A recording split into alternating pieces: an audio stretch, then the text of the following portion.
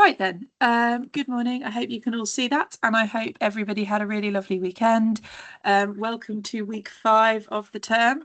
4 to go. If you're anything like me, you're starting to really notice the darker mornings. So well done for getting in and being here on time and everything as usual. Right then, firstly, a few notices. So tonight's period 6 talk is called Thinking About Thinking. It's being delivered by one of the professors of psychology at the University of Coventry. If you study psychology, you absolutely need to be at that talk. If you just generally find this sort of thing interesting, you absolutely should be attending this talk.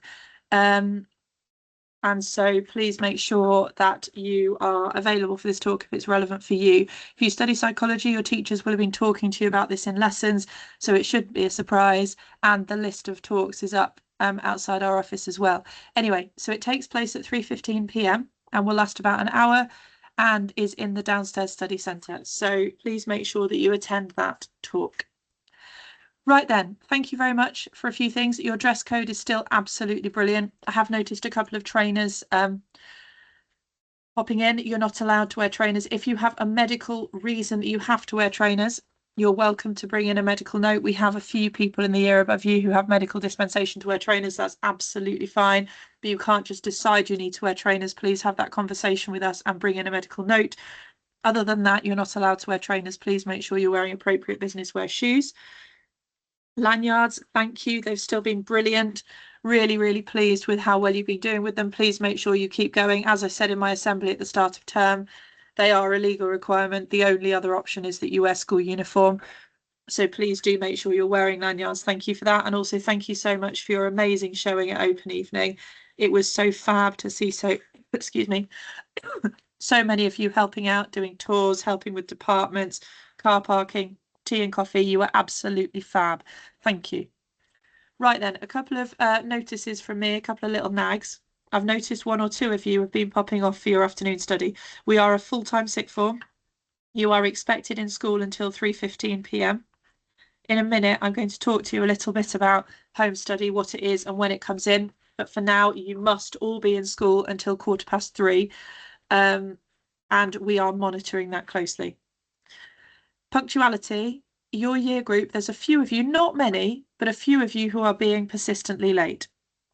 Therefore, we're going to start a late catch up. It's going to be on Friday lunchtime, starting this Friday. If you're late twice in a week, you'll be having to spend your lunch sat in the silent study upstairs. That'll be supervised by myself, Mr. Shepherd, Mrs. Hosking. Obviously, you will be able to eat your lunch there. We're not saying you can't have lunch, but you won't be able to go out. So you'll either need to get your food at break or you'll need to bring food in from home. I'll be writing to your parents today to let them know that, so that shouldn't be any sort of surprise. But if you are late twice in a week, then you are going to have to do a catch-up detention because lateness is just unacceptable. The reason we take a harsh stance on that is because when you go out into the world, if you're regularly late to a job, you will get sacked. If you are regularly late to university, then you won't get chased up. You'll just miss all of that work. Lateness is a basic, punctuality is a basic courtesy. So we are going to have to insist on that. Silent study. Last week, there was a group of you. It was reported to us by actually 3 different individuals that there's a group of you who've been talking in silent study. We will see you all today and you're going to be banned for 2 weeks. The clue's in the name. The silent study is a silent area.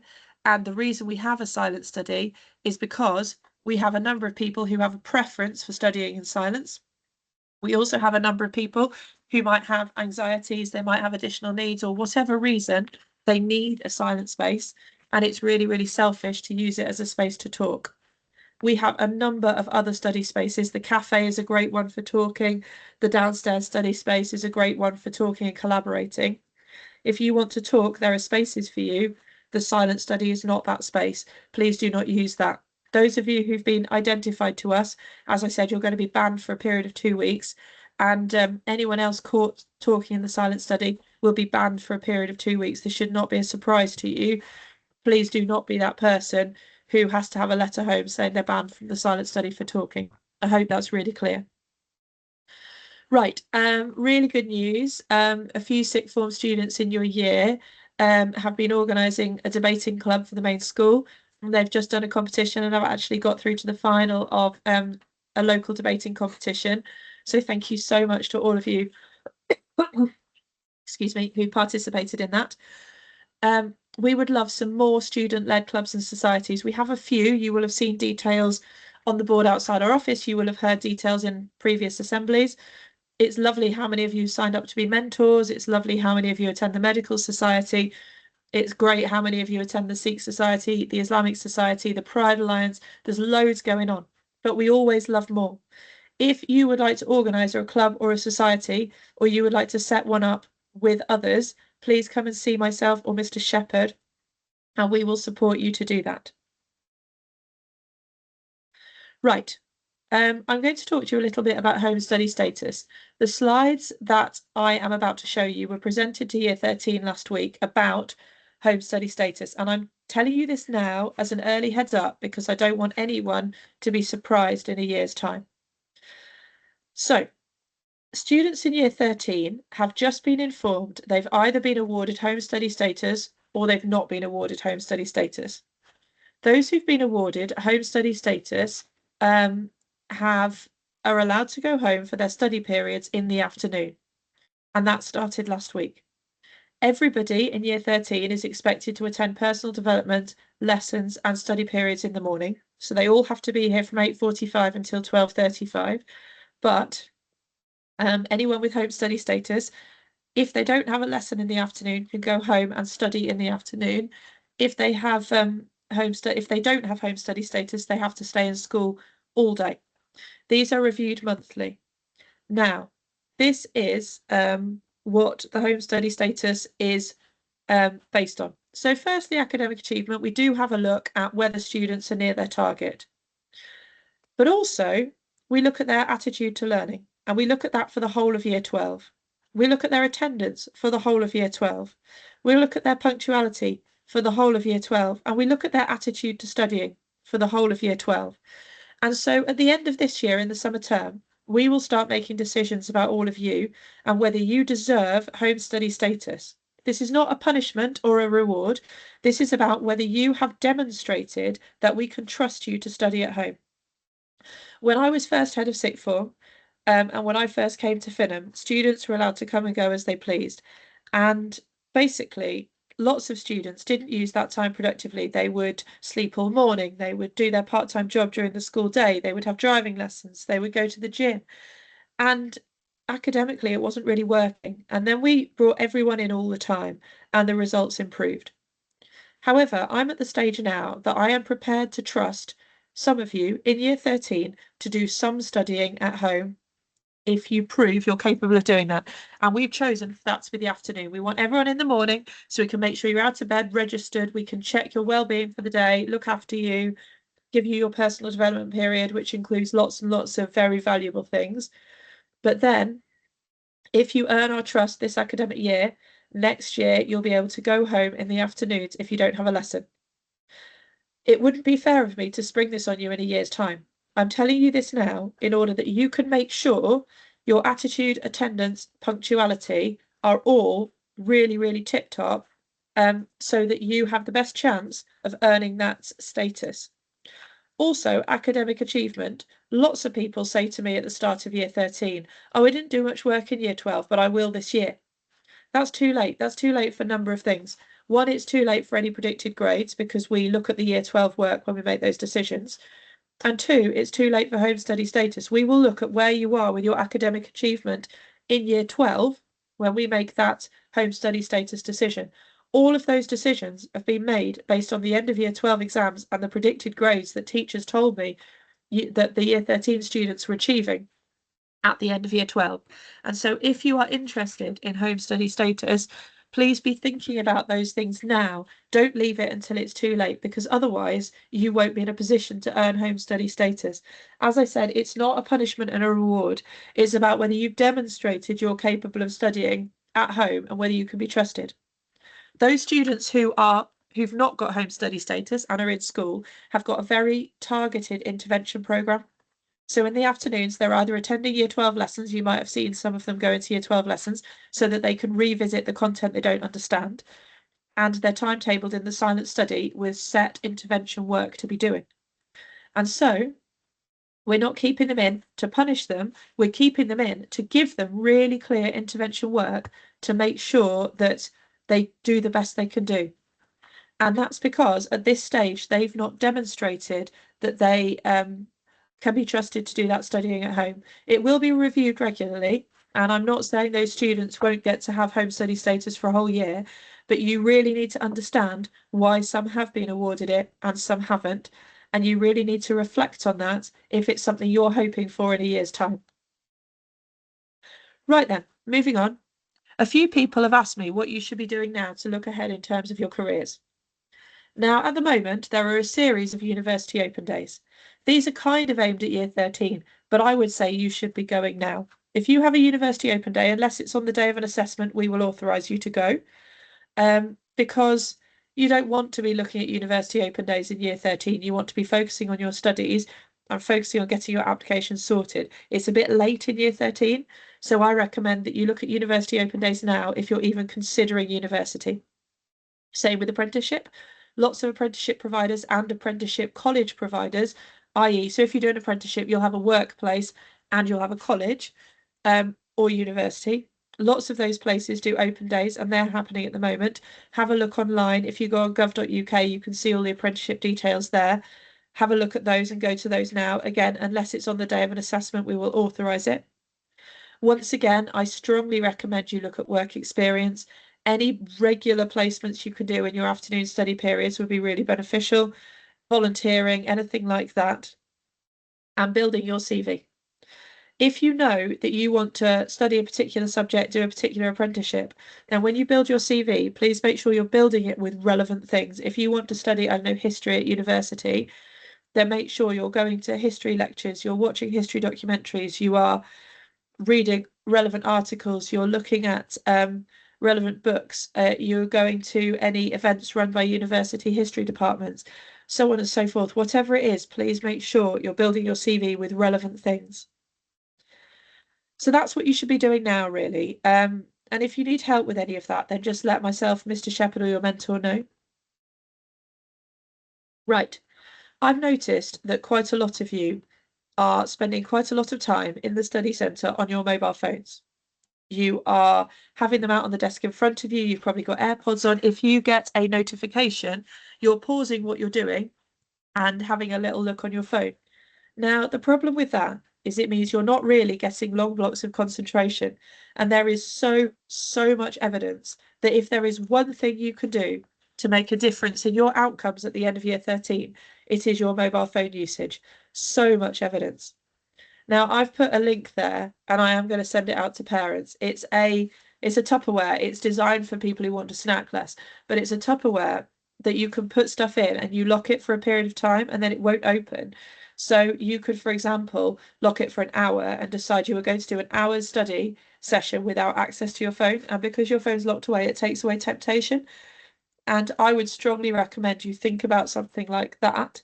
Or app limiters are programs that you could download them onto your phone, and then you can, for example, say that for certain times of day you won't be able to access social media or you won't be able to access YouTube or whatever it is that is your downfall in terms of phone usage. So please do have a think about that. Mobile phone usage really is the hill to die on. Now, we're going to spend a little bit of time talking about how to test yourself. So my assemblies have been going through the cycle of independent learning, making sure that you really understand what we mean by all the different things. We've already talked about how to revisit your lesson, excuse me, and I hope you're doing that after every lesson. We've already talked about how to do good quality background reading, and where to find that reading and how to do it. And now we're going to talk about testing yourself. So firstly, it is worth spending some time in your study periods collaborating with your peers on this. It's worth doing some peer-to-peer testing and some testing yourself. It's important that you test yourself regularly on the materials you've learnt. Again, there is a ton of evidence that testing yourself is one of the best ways to remember things, and teaching others is one of the best ways to remember things. And it's important you do this on both a superficial and an in-depth level. So let's look at what that means. Superficial level is learning the facts. So if you've had a lesson and your teacher has given you some facts, or you've read an article that has some facts or whatever, learn the facts, test yourself on the facts, teach your peer about the facts, ask them questions. If they get it wrong, teach them the right answer, recap what the teacher said. And if you're working with peers, check your notes are consistent, check you've both got all the same facts, and you can do that by testing each other. Now, once you've done that and you're pretty confident that you've got a bit of an understanding of the facts, the next thing to do is to move on and test yourself in a more in-depth level. So if it is a subject where there are viewpoints, which lots of them are, test each other on different viewpoints. So how could you see that topic differently? How would somebody else see that topic? What's a counter argument? Or if it's something like maths, computer science, test yourself on how else you could answer that question. In computer science, could you code that differently? Is there a more efficient way of doing it? In maths, is there a different method that would get you to the same answer? Could you use a different algebraic method? Could you use a numerical method? Something like that. So rather than just testing yourself on facts, test yourself on different ways to approach the same problem. You should be able to do that, whether it is an essay-based subject or a maths, science, computer science type subject. And then last time we talked about making a summary of each topic. In fact, I think that was 2 assemblies ago, and condensing your notes to get the most important parts. Test each other on your summary. What are the most important bits? Do you agree with each other? Have that academic conversation and test each other on what you're saying. Now, in terms of testing yourself, if you're not going to work with peers, you're sat in silent study, whatever, in order to remember things in detail, keep writing the content out. So have a look at some content, cover it up, write it out, check. And you can do exactly the same thing by testing yourself, by writing things out, looking at different viewpoints, jotting down different viewpoints, jotting down different opinions, covering them, uncovering them, checking them. Keep writing condensed summaries of content. Again, cover it up, check it. And I'm not just talking about fact regurgitation.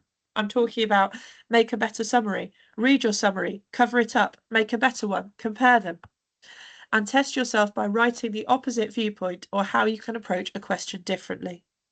And these techniques, whether you test yourself through working with a peer, testing each other, or test yourself by yourself, covering things up, rewriting them, that process of testing yourself, teaching yourself, going over and over things again is one of the best ways of remembering content and embedding them in your long-term memory. So the next question, when to test yourself? Firstly, straight after the lesson. So based on my previous assemblies, we have said that after every lesson, you should revisit your notes and revisit the content. You should do the relevant background reading. And now, when you've done all that, you've got your summary, your notes are good quality, you've done your reading, you've added to them. The next thing you do is you test yourself, or you work with a peer to test each other. Do it again a few weeks later, months later. Keep going and keep revisiting the content on a regular basis. I would recommend having a block of time each week that is your testing yourself time, where you keep coming back to old content. When I was your age, my mum talked about it in a certain way. She talked about going through a big forest, and if you're trying to build a path through a forest, the first time there's so much stuff in the way, you have to chop trees down and it's really difficult to get through. If you go through a path the second time, it'll be a bit better. You might still have to tread down plants or cut down some trees, but there'll be a pathway. The third day, you've probably got a pretty good pathway, and every time you go through, that path will become clearer and clearer. And that's the same as your memory. If you keep revisiting content regularly, over time and time again, it will embed it in your long-term memory. You could do this really efficiently. You should be able to test yourself on a topic.